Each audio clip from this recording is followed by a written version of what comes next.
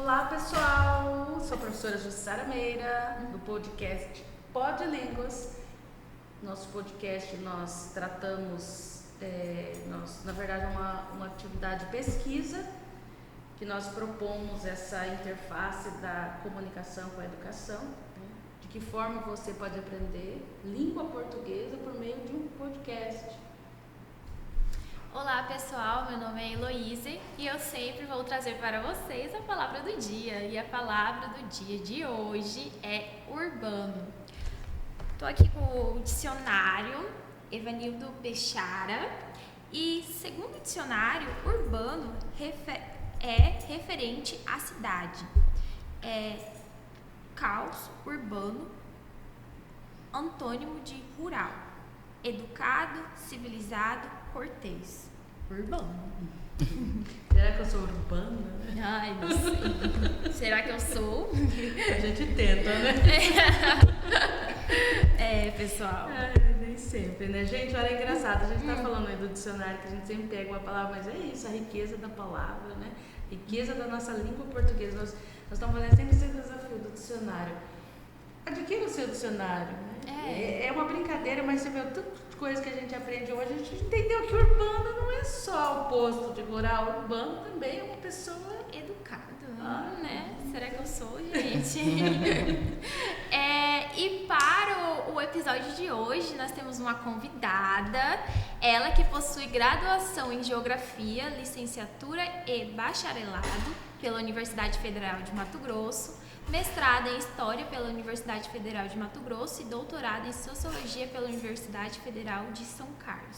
Docente efetiva no Instituto Federal de Educação, Ciência e Tecnologia de Mato Grosso, tem experiência na área de ensino de geografia, atuando principalmente nos seguintes temas: educação, olha a educação de novo aqui, minha gente, educação e sociedade, geografia urbana e rural, gestão educacional, migrações contemporâneas, fronteiras, sociedade e exclusão. É um prazer recebê-la aqui, professora Jocinete, e que a gente venha aprender muito hoje, compartilhar conhecimento e aprender. Nossa, é uma alegria, Jocinete, recebê-la aqui. Eu vou falar, não sei se eu acho que a Jocinete não sabe, acho que o pessoal não sabe. A minha primeira faculdade foi de geografia. Novidade. Foi a minha primeira graduação, porque quando a minha mãe estava grávida, ela cursou a geografia. Então eu cursei geografia no ventre da minha mãe na UFMT. Mas assim, até hoje, brincadeiras à parte, mas até hoje eu sou apaixonada por geopolítica, sabe, por assuntos ligados, e gosto muito da minha amiga Jocinete. Bom dia a todos, é um prazer. Boa tarde, boa noite. Boa tarde, boa noite. Se você estiver assistindo. Olá. Eu fico muito grata por receber esse convite, participar desse projeto com vocês, com a professora Jussara e com a nossa aluna quase jornalista já, né? Que isso, Então, da engenharia da computação. Isso aí. Elô multifácil. Gente, engenharia da computação habilitada em jornalismo, brincadeira. Então, é um prazer estar aqui com vocês. E urbano é uma palavra que me remete a muitos estudos, né? Eu sou geógrafa de formação, leciono desde 14 anos, que eu fui para a área de ensino, fui alfabetizada pelas minhas tias-avós, então eu fui criada num ambiente em que a gente eram preparação de aulas, e isso me despertou o gosto por essa formação. E geografia, eu entrei muito cedo na universidade e me apaixonei pelo curso, né?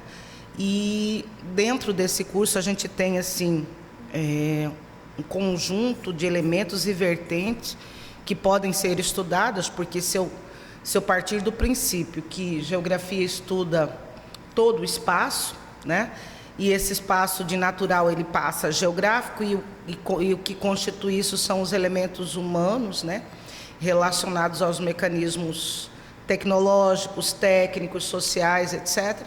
Então, meu gosto pelo urbano foi desde cedo, dentro da geografia, pelo urbano e pelo rural. E por outras áreas, né? Outras temáticas dentro da geografia que eu sou suspeita para dizer que eu sou apaixonada. E o urbano também remete... Então, o urbano é a parte... está relacionada à cidade, né? Ou seja, dentro de um município, nós teremos a parte ou a zona urbana e a zona rural. Então, certamente, a sede do município será nesse espaço urbano da cidade, né? E urbanidade tem a ver com essa questão que o dicionário traz da educação, dos bons hábitos, dos bons costumes, né?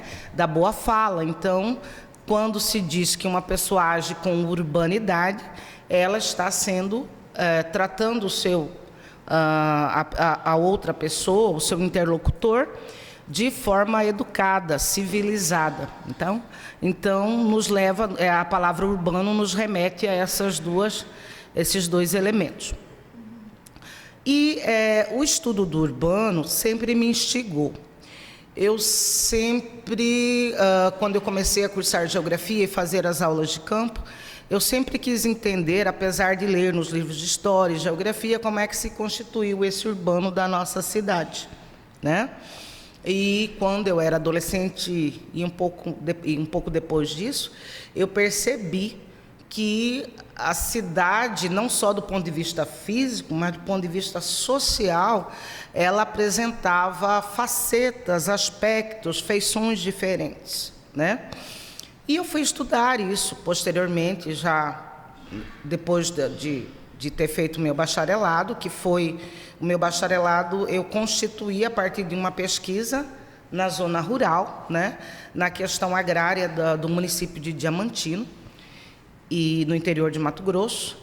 E essa parte urbana eu estudei tentando entender como é que foi a ocupação, como é que se constituiu num dado momento da história essa expansão urbana do município de Cuiabá, né?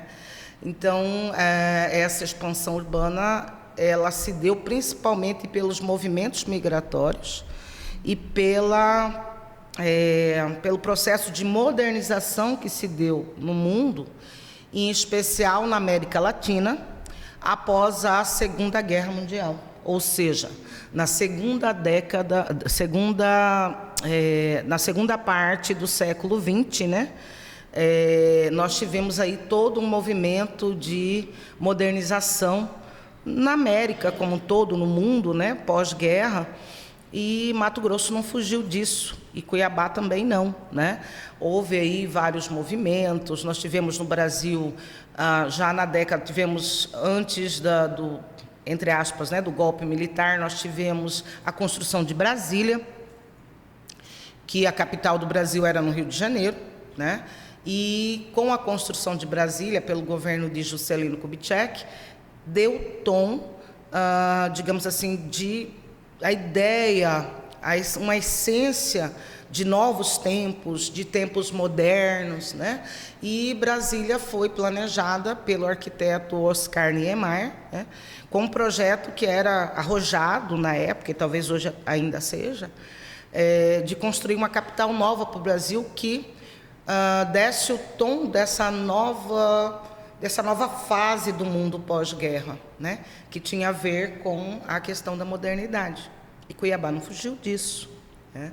Cuiabá também viveu, a partir de toda essa política implementada, ela começa lá, ainda durante o percurso da Segunda Guerra, no governo Getúlio Vargas, e depois ela vai se reorganizando nesse espaço urbano de Cuiabá com outros governos que vieram. Então, um dos marcos de modernidade de Cuiabá foi a construção da Avenida Getúlio Vargas, ainda no governo Vargas. Depois, esses auspícios, essa nova era de modernidade, fez com que um determinado grupo social propusesse a demolição da Igreja Matriz, que tem um significado histórico muito grande para o município de Cuiabá. Então, houve a demolição da Igreja Matriz e sua reconstrução a partir de 1968. Em 1968, a demolição e, posteriormente, a nova construção que, ao ver desses grupos políticos da época, daria um mar de modernidade à nossa capital. Bem, dito isso, eu posso colocar que eu também quis entender quais eram outros aspectos que após essa segunda metade do século XX, pudesse nos trazer essa ideia, esse contexto da modernidade. E eu, como jovem ainda na nossa capital, em Cuiabá, eu percebia cada vez mais a chegada de pessoas que eram diferentes, tanto no aspecto físico quanto no falar, no linguajar, nos hábitos, né?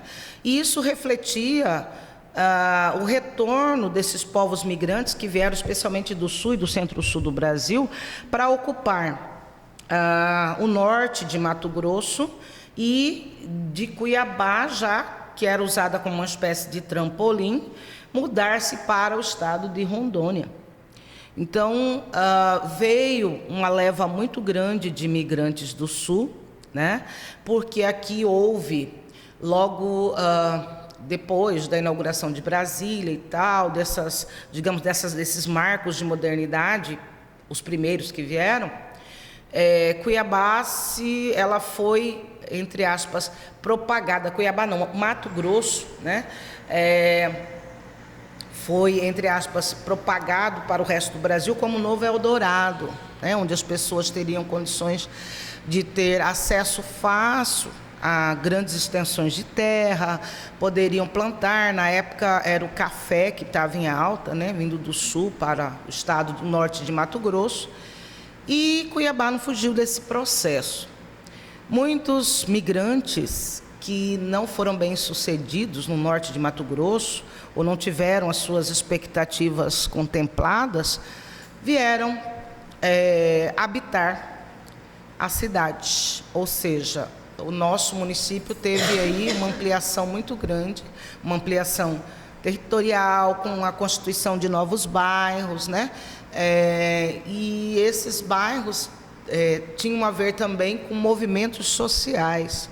Ou seja, eu elenquei no meu primeiro estudo o loteamento Quarta-feira, que fica hoje, não existe mais, né? Ele foi subdividido em vários bairros, o principal deles é o Alvorada, e tem Concio, tem o bairro Rodoviária Parque, vários outros que estão nas cercanias, mas que fizeram parte desse loteamento. Então, por que é que eu fui fazer esse estudo, incluindo essa ideia de modernidade, de migração, de movimento social? Porque, segundo a minha pesquisa, lógico que antes da gente, enquanto estudioso, enquanto pesquisador, se propor, se colocar a estudar um determinado objeto, investigá-lo, você precisa entender como é que ele se constitui, qual o significado dele para aquele espaço que você pretende estudar. E eu fiz isso. Então, o que é que eu descobri com a minha pesquisa? Que esse loteamento Quarta-feira foi o primeiro movimento de ocupação, movimento social urbano de ocupação da terra. Aí isso me despertou. Eu falei, é isso. Eu preciso entender, a partir disso eu vou tentar constituir uma linha de interpretação e de análise, e eu acho que eu vou entender qual é o reflexo desse movimento todo de ocupação, que envolve a questão política, a questão geopolítica, a questão das novas fronteiras urbanas. Então, tudo isso tinha muito a ver com o que eu gosto de pesquisar, vamos dizer assim, né? E eu fui, delimitei, trabalhei muito com história oral, né? Cartografia social, trabalhei com memórias vou chamar de velhos aqui, até por um reflexo de Ecleia Bose, né? Mas são com memórias de idosos, de pessoas que fizeram parte dos primeiros grupos que chegaram até o loteamento, por que chegaram, como é que isso foi constituído, né? Então, nesse primeiro livro, eu trago toda essa matéria, eu falo sobre esses processos, né? E aí vocês podem me perguntar, mas e aí como é que foi o desdobramento disso? Bem, a ocupação do loteamento Quarta-feira, que hoje não é mais loteamento Quarta-feira, como eu disse, em grande parte, as pessoas que habitam uma região não têm título definitivo de propriedade, ou seja, as habitações ainda não têm escritura por uma série com mais de 30 anos, né? Porque eu fiz o recorte para estudar de 1968 a 2000. Naquela época já não tinha essa regularização fundiária urbana. E é um problema geográfico e é um problema político, eu não diria só de Cuiabá, como vários outros municípios do Brasil. Então, se constitui também num problema geográfico de direito à terra, né, as suas habitações. Quer dizer, morar tudo bem, mas até ele provar que tem título, que tem escritura, ainda não tem. Então, ali, subdividindo aquele espaço, por que eu achei importante? Porque, além das habitações, esse espaço foi subdividido em outros bairros que vieram depois, né? Então, subdividiu-se, ali também abriga um hospital importante para a nossa capital, que é o Hospital Júlio Miller, né? Então, houve uma subdivisão por eles mesmos, pelos próprios primeiros habitantes. E depois, com ações do poder público, houve uma subdivisão, o loteamento deixou de existir e a área, a extensão territorial que ela ocupava, foi subdividida em outros bairros. E aí tem um marco de modernidade importante, que eu trago no meu livro, que foi a construção da rodoviária, hoje chamada Engenheiro Cássio Veiga de Sá, que é a nossa rodoviária, o terminal rodoviário de Cuiabá. Porque os mais antigos, que não é o seu caso, por exemplo, sabem que o primeiro um dos terminais rodoviários de Cuiabá ficava na rua Miranda Reis, né? Era a chamada antiga ou rodoviária velha. Então, nós viemos da rodoviária antiga para uma construção que, na época, também era uma representação de modernidade. O terminal rodoviário, o atual, né? A construção de hoje, o que nós chamamos da Avenida Monte Líbano, que daria, né, na época, só ela daria acesso por aqui, pelo centro, para a Chapada dos Guimarães. E também, nesse contexto, outras, né, antes disso, mas eu posso dizer que foi nesse período, algumas construções foram feitas em Cuiabá como um marco urbano de modernidade. O Colégio Médici, o prédio que abriga o Colégio Médici, também faz parte, embora tenha sido construído no período militar, mas faz parte ainda dessa onda, dessa ideia de modernizar a América Latina e, entre aspas, né, a Amazônia brasileira, que houve todo um movimento de ocupação, né, porque os militares achavam que havia um vazio demográfico na Amazônia, da qual Mato Grosso tem parte, né, o que foi constatada como uma ideia equivocada, porque se eu considerasse, mesmo lá na década de 60 e 70, que a Amazônia era um espaço vazio, ou um vazio demográfico, eu estou sendo equivocada, porque o que representam os povos nativos da Amazônia? Não representam nada? Então, eles não são povos que ocupam, ou que ocupavam, de uma forma até milenar, essa região toda? Ocupação é só densidade. Uhum. Então, são questionamentos que a gente traz, né? E então o estudo desse urbano de Cuiabá me encantou, e dali eu percebi que a partir desse bairro que eu estudei, dos movimentos sociais, que vale também a pena ressaltar, era conduzido majoritariamente por mulheres e pessoas negras, né? Eu não sei se vocês sabem, mas a região ali, existem estudos que mostram que, num passado não muito distante, aquela região, aquele espaço, aquela extensão territorial que abriga o Hospital Júlio Miller e parte ali do bairro, já num passado não muito remoto, já foi um quilombo, né? Assim como nós temos no nosso município, aqui na extensão urbana, o Parque Mãe Bonifácia, que também foi um quilombo, né? Então, nós temos ainda muito por descobrir sobre tanto a história de ocupação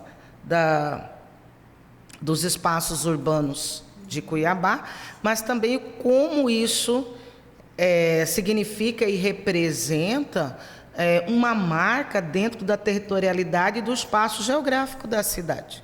Então, tudo isso tem história, história e os fatos geográficos, né, as ocorrências, elas caminham são entrelaçadas.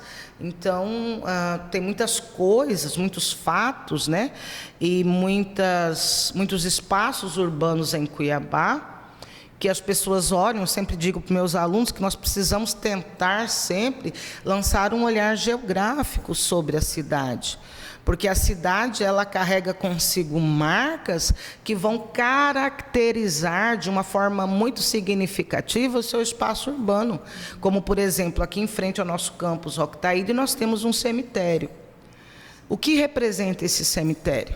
Do ponto de vista histórico, do ponto de vista de compreensão de diferentes momentos históricos vivenciados pela sociedade cuiabana, né? Pela chamada, entre aspas, cuiabania. Então, tudo isso tem, se você puxar esse fio, tem uma teia de significados que grande parte de nós que compomos a sociedade cuiabana, desconhecemos. Sim. E falar em desconhecer, eu gostaria de fazer uma observação aqui. Os alunos, estudantes, a comunidade, né, do IF precisa conhecer mulheres protagonistas como nossa querida Jucinete e outras entrevistadas que nós estamos trazendo, porque são pérolas, né? Muitas vezes o aluno está lá na sala de aula estudando com a professora, não sabe que tem uma escritora com um trabalho reconhecido, que vai contribuir não só agora, mas que no futuro será a história, né, de Mato Grosso. E nós queremos trazer isso, né, a valorização, reconhecimento dessas, né, de nós mulheres que estamos aqui. E também, né, eu gostaria de pedir para a Jucinete que ela possa apresentar as obras e também onde que as pessoas podem ter acesso. Eu agradeço, obrigada pelos elogios. Eu acho que a mulher, não só como eu, como outras colegas, como vocês, né, e outras nossas colegas que estão aqui, eu acho que é importante, sim, esse processo de valorização. Infelizmente, nós ainda vivemos uma sociedade extremamente machista, né? Uma sociedade machista. Desculpa, a gente está brincando porque é a pergunta de praxe. Nós já vivemos uma sociedade historicamente muito machista, né? E que onde o papel da mulher foi sempre, a meu ver, a mulher, o papel dela foi invisibilizado como mulher estudiosa, como mulher profissional, como mulher cidadã, né? E dona da sua história, dos seus desejos, das suas buscas, né? E hoje, infelizmente, nós convivemos com isso já, que eu acho que não é uma coisa recente, mas talvez venha a público de uma forma mais recente, que é a questão do feminicídio, né? E que houve, assim, a meu ver, um aumento muito expressivo, especialmente com essa ascensão feminina ao poder, né? A sua autonomia profissional, né? A sua autonomia pessoal. Então, eu acho que isso andou desagradando determinadas mentalidades machistas, né? E que nós estamos e precisamos desconstruir isso com o nosso trabalho, porque nós queremos uma sociedade de paz, de igualdade, de democracia, onde mulheres e homens possam conviver de forma harmônica. Voltando para a questão do livro, então esse aqui é o primeiro, que é o Memórias de Urbanização de Cuiabá, a ocupação do loteamento Quarta-feira na história urbana de Cuiabá, do nosso município, né? Especialmente no ambiente urbano. Então, aqui eu conto, eu relato e faço Apresento também algumas narrativas e documentos, porque não foi uma pesquisa só com história oral, ela foi história oral associada a levantamento de documentos. E era muito organizado o movimento deles também, uma outra coisa que me chamou a atenção. Os arquivos muito bem organizados, a associação dos moradores tinha tudo, toda a história, quer dizer, levei um tempo para ler tudo isso, para entender, mas assim, ainda hoje dificilmente você consegue ir a um lugar, no caso, estudar um bairro que tenha toda a documentação, fotos, materiais guardados, arquivados. Então isso me ajudou muito. E assim, fiquei muito feliz por esse livro. Esse livro, nós estamos entrando na segunda edição, aí possivelmente, aí eu vou colocar para vender. Esse aqui foi feito pela editora Rima, que é uma editora de São Paulo, né? Então ela vende a Rima e eu mandei, na época eu tenho uns números que eu sempre repasso aos meus colegas, vendo aqui, então é só entrar em contato. E agora com a segunda edição, que será para o ano que vem, aí nós vamos deixar para vender nas livrarias aqui locais. Este aqui é um segundo livro, que não é só meu, é no qual eu participo com um artigo de um estudo que eu fiz na fronteira Brasil-Bolívia, né? Este livro aqui, ele contém, o nome dele é Fronteira Plural. Ele debate, ele traz nos diversos artigos de colegas uma discussão, um debate importante sobre a questão do racismo, né? Então, nós chamamos de Tratado Antirracista, Representações e Resistências em Mato Grosso, porque a resistência se dá de diversas formas. E dizer que nós vivemos uma sociedade racista, não só em Mato Grosso, como no Brasil como um todo, não é novidade, né? Infelizmente, nós temos que admitir que nós, a partir de todo o processo de colonização do Brasil, da questão da escravidão do negro, né?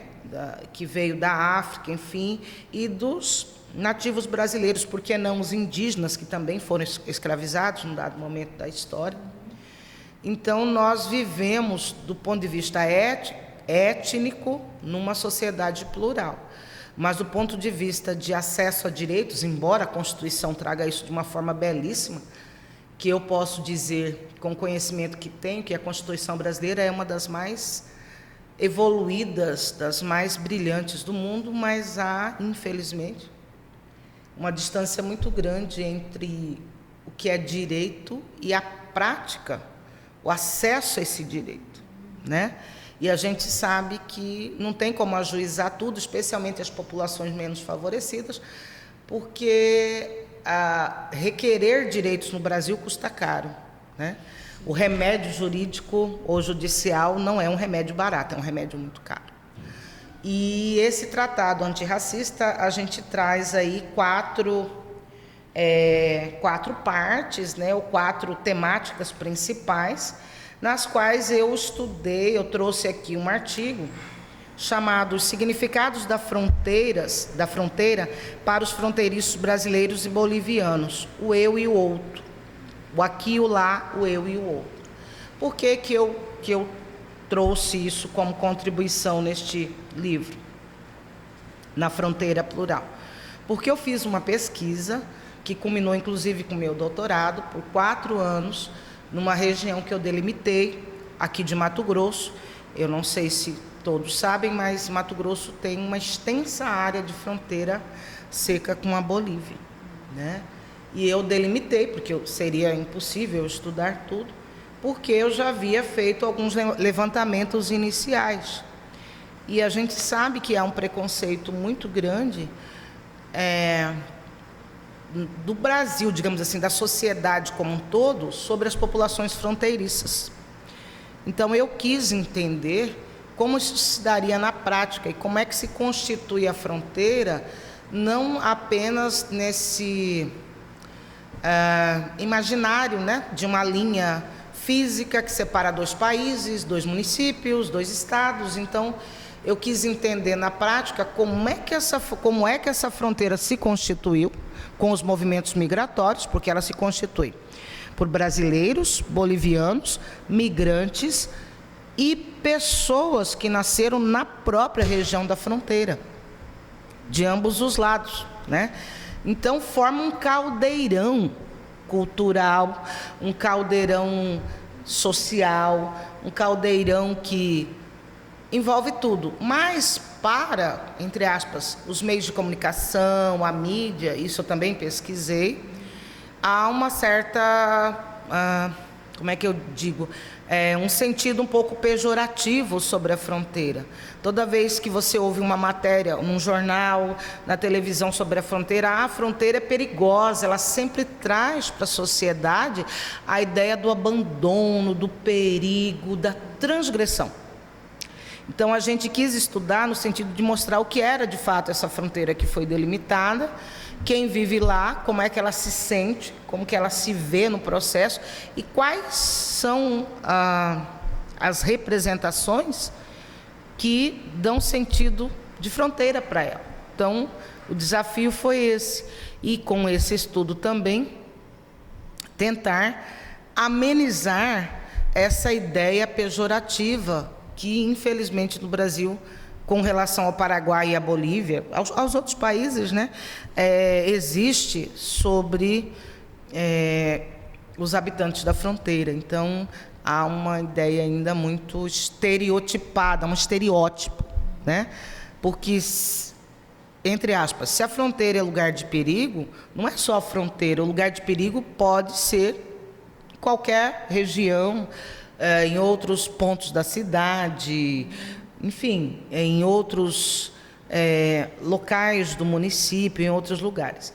E a fronteira ela fica estigmatizada por essa ideia de abandono, de ilicitude, do tráfico de drogas, da receptação de frutos de furtos, de roubo, de transgressão. Então, predomina na imprensa, né? Sim, a ideia foi entender, porque eu já tinha um estudo prévio que apontava isso, né? Quer dizer, a fronteira como lugar da transgressão. E nesse estudo eu mostro que ela pode ser outra, ela pode ganhar outros significados, né? Então a ideia foi essa. Por isso que ela entrou, né? Esse artigo entrou neste livro de artigos sobre o Tratado Antirracista. E agora que nós estamos chegando no final do nosso podcast, a nossa pergunta de praxe, que a gente àquela hora você quase entrou nela. Então, professora, na sua opinião, no campus IFMT, existe machismo, racismo, preconceito? Mas principalmente machismo. Em especial, na sua opinião, sua vivência aqui no campus. Sim, existe. Existe, porque eu vejo assim, o nosso campus, na verdade, as pessoas que estão aqui, os nossos colegas de trabalho, os alunos, a comunidade estudante, a comunidade como um todo do campus, ela reflete a sociedade na qual nós estamos inseridos, né? As pessoas vêm de formações diferentes, de educação diferente, de valores e religiões diferentes, né? E tudo isso, por um lado, eu acho que o encontro das diferenças é muito saudável, é muito salutar, porque é onde a gente faz as trocas e aprende com o outro aquilo que é da prática do outro. E nós podemos também, com essa troca, ensinar. Então, eu vejo que constituímos aí, quando a gente consegue conviver com esses opostos, eu acho que a gente concretiza um modelo educacional trazido por vários, mas eu vou chamar a atenção aqui, por Paulo Freire, né, na sua concepção construtivista de educação, né, uma educação solidária e humanizada.